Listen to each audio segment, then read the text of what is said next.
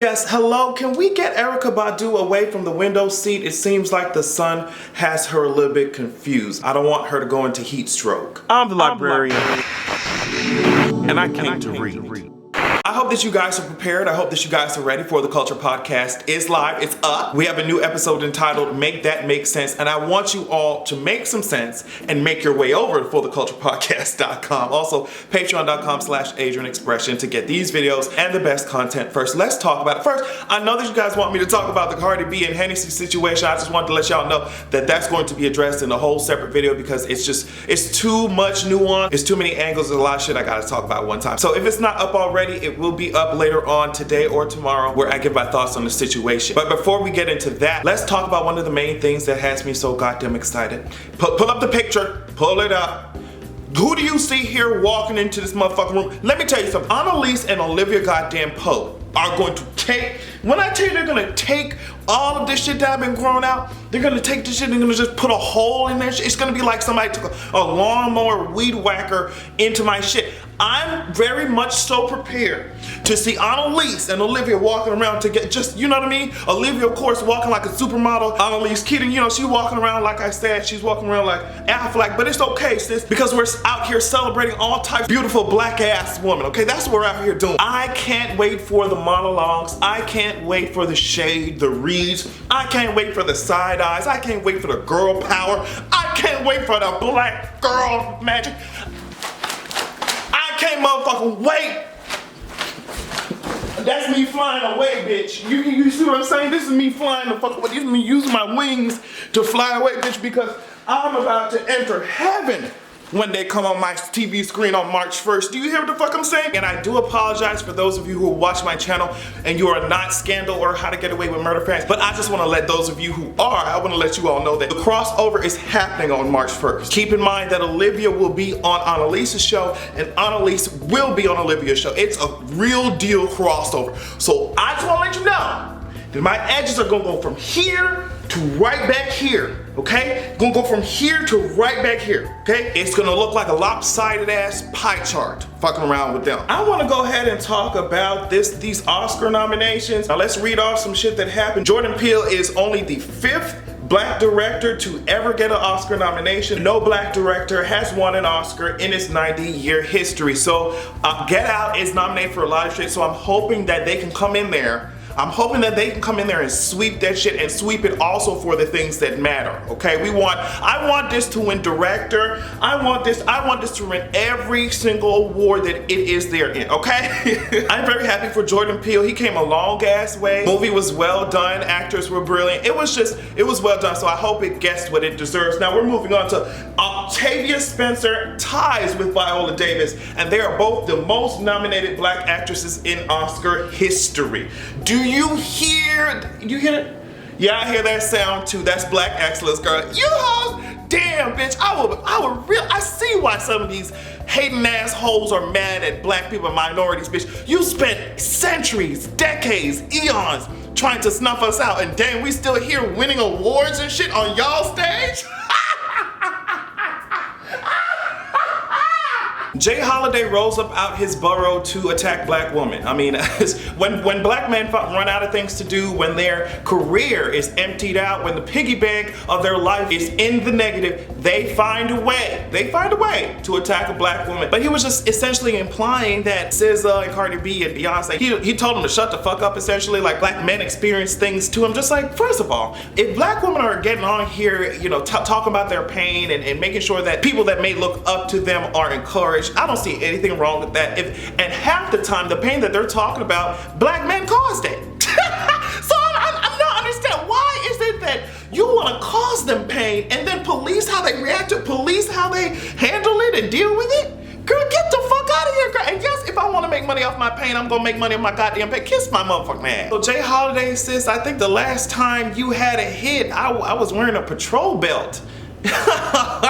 Walking around the courtyard, sis, girl. Jay Holiday, you need to do just like your career and put your ass to bed. I wanna put you to bed, bed, bed. I'm trying to put you to bed, bed, bed. And I put this on Twitter, okay? I said just because Erykah Badu acts like some of these people who chew on oregano leaves, they think that just because they burn incense 24/7 that they ain't gotta take a shower. Just because some of these people out here burning sage instead of spraying Tilexes, you think they automatically are philosophers, and I'm not sure what's going on with that. We already know that Erykah Badu has had a little bit of a struggle when it comes to problematic ass thinking. She took it kind of to a different level. A lot of people I'm noticing, like, and she's one of them, they like to play this respectability politics, like fit in, politically correct type of bullshit. We understood that from the way that she addressed girls' uniforms and their skirts and shit. We know that, we understand that. But she's not the only one who thinks like this. She went on an interview and she said, you know what, I see the good in everyone. I see the good. I love what Bill Cosby did for the world. She even saw the good in Hitler, and she was talking about the fact that he was, what, a child painter or some shit, and he was a good painter. The interviewer was like, girl, no ma'am, no he wasn't. What are you talking about? And even if he was, why are you trying to use this shit like we supposed to see the good in him? The interviewer really got her ass completely on together. Now, I'm someone who struggles with writing people off. When they make one mistake, my ass be ready to ship them to the moon as if I'm someone who's perfect, but at the same time, I'm just as hard on myself. But either way, that's one end of the spectrum. But on the other end of the spectrum, girl, I'm not gonna be like, oh, this venomous snake has such beautiful, amazing skin, and start inching toward that motherfucker. I see the beauty in every venomous snake. Okay, sis. Yes, they might have pretty teeth. Yes, they might be able to move their bodies well. Oh my God, look, it's so amazing.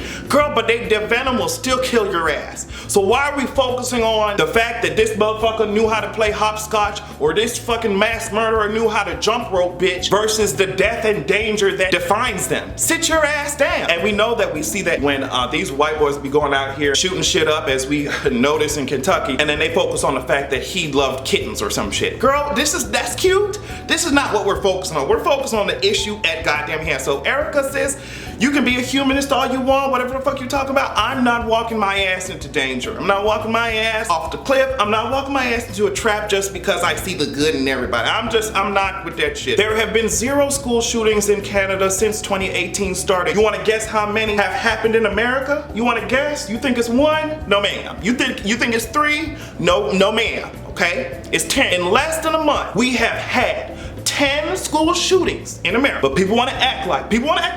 There's no epidemic, there's no problem, there's nothing that we have to talk about, there's nothing that we need to compromise on when it comes to gun laws and common sense gun rules. Other developed countries are out here dealing with gun violence in ways that obviously produce results. The Kentucky high school shooting resulted in 2 people dying and 19 people injured. And of course, we're going through the cycle of, oh, when will this end? Girl, gun violence in this country is a problem. We need to change the laws. We'll go through this cycle. Y'all will change y'all profile pictures and nobody will talk about the issue again until the next shooting happens. And even then, that is an inaccurate statement because shootings happen, obviously, as we can see all the goddamn time. So we'll have this conversation the next time a shooting happens and it gets national cover. That's the next time we'll have this conversation. I'm not gonna keep talking about this shit if nothing's happening. Maybe the next time I talk about another one is if, as a result of it, lawmakers actually pull together and create and introduce some type of legislation that makes sense. Maybe that's the next time, but it just seems like everybody's wasting their fucking breath at this point. So if y'all, when people want to fucking change, when lawmakers and government officials actually want to have a conversation that makes sense, maybe I will then put in my input. But as of right now, girl, y'all are running around in circles like the hamsters you're constructed like, and I'm not here for it. Travel to the United States is down since the president of the United States took his goddamn office. Now, we're down $4.6 billion when it comes to tourism. That means 40,000 jobs are lost. Now, if that sounds kind of extreme, if you just look down Twitter, look at social media, and you will see all of the people saying, sis, yeah, I've canceled a bunch of trips. I was planning to come to the United States actually, but when his ass came into office, I canceled all that shit. So it's just like y'all have elevated yourself off of this racist platform of Make America Great Again, and the only thing that you're doing by isolating your fucking self is choking yourself out. You're choking yourself out. You're choking yourself out. You hate foreign people so much, you hate human decency so much that you're literally preventing resources from coming into your country because of your stubborn bigotry. Yeah, your stubborn bigotry. Can you imagine, girl? Can you imagine? People around you everywhere have resources, knowledge, culture, music, different ways of doing things, different government systems, different education systems. I mean, there are billions of people around the planet that you could learn from. But instead of capitalizing off of that and building a relationship with these people that could be mutually beneficial, here your ass comes mad as fuck at their skin color. Mad as fuck at some dumbass stereotypes that formed because of y'all dumbasses. Girl, this is so stupid. It's so stupid. It's tough to be eating, it doesn't make any fucking sense. And you wanna know what also doesn't make any sense? The fact that homicides, well actually it does make sense, because when you give bigotry a platform, people just get emboldened to do whatever the fuck they want to do. Homicides of LGBT people doubled in 2017. When you have all these idiots talking about, well girl, it's just a joke. Yeah, it goes from a dumbass remark to a dumbass joke to violence. As I said, the reason that my ass is so loud, I'm so vocal about these issues because of shit like this. I know that this is what happens when we get these dumbass feeling like they can say and do whatever the fuck they want. I know that this is what happens. What is even more interesting than that, the individual statistics themselves. Now, 67% of the victims were aged 35 and under. And if you're wondering where this is coming from, this is a national coalition of anti-violence programs. But yeah, 67% of the victims were young, they were under the age of 35. 59% of the victims were killed with guns, and 45% of the homicides of LGBT men were related to hookup violence, typically related to ads placed on personal websites and apps. 71% of victims were people of color, and 60% of the victims were black. The things that I've been saying over and over and over are demonstrated in these statistics, okay? 60%, majority of the victims were black. Above that, majority of victims were people of color. We have a majority of the crime committed by guns. All of this shit is tying together, and we can see it in the data. Okay, after all that depressing shit, girl, let's end this video on something fun. Jesus Christ, oh my God. Let's end this video on something fun. King Johnson. Now, he was a student in this class. I think a lot of you have seen this already. But he schooled his teacher on who exactly Christopher Columbus was. So apparently after this lesson on Christopher Columbus and how he found America and all that shit, this kid named King Johnson was just like, girl, I'm not buying it. Okay, he has to do a journal about his lesson, and this is what he wrote. He said, today was not a good learning day. Blah, blah, blah. I only wanted to hear you not talking. And he's talking to the teacher. You said something wrong, and I can't listen when I hear lies. My mom said that the only Christopher we acknowledge is Wallace. I'm screaming. Because Columbus didn't find our country, the Indians did. I like to have Columbus Day off, but I want you to not teach me lies. That is all. My question for the day is, how can white people teach black history? King Johnson. White people can teach black history, of course they can, if they know what the tea is, like if they're knowledgeable about it. But the teacher responded and said, King, I'm very disappointed in your journal today. And of course, my overthinking ass, I think that it's funny as hell, but I'm also thinking about how many kids don't know that Christopher Columbus did not find America. Like, I didn't when I was that age. They taught me the Elmer's glue version of history, girl. They taught me the ranch dressing version of history. So I'm really happy that his mom is teaching him that. I'm happy that when I was younger, my mom told me, just learn some of this stuff for the test, learn it for the teacher, but you just know what the tea is, know what the real tea is. So girl, yeah, pass your class, but I'm glad he knows what the truth is. And if you don't see me for a little while, it's because I took my ass to the store in order to purchase some crazy glue, because Kerry Washington and Viola Davis won't be getting my edges from me so goddamn easily. Have a good goddamn evening.